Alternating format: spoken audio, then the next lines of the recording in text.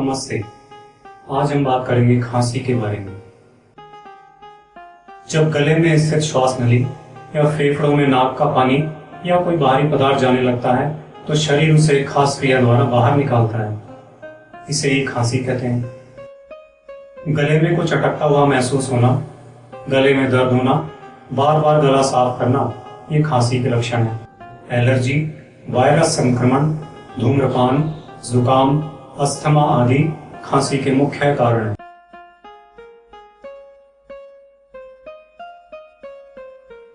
एक गिलास दूध में 1 चम्मच हल्दी पाउडर मिलाकर रोज रात को पिए। रात को भोजन के बाद 2 चम्मच शहद लें।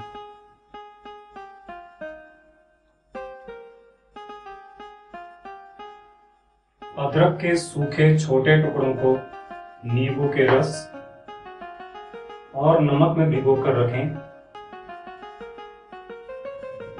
इन टुकड़ों को दिन में 2-3 बार चूसें।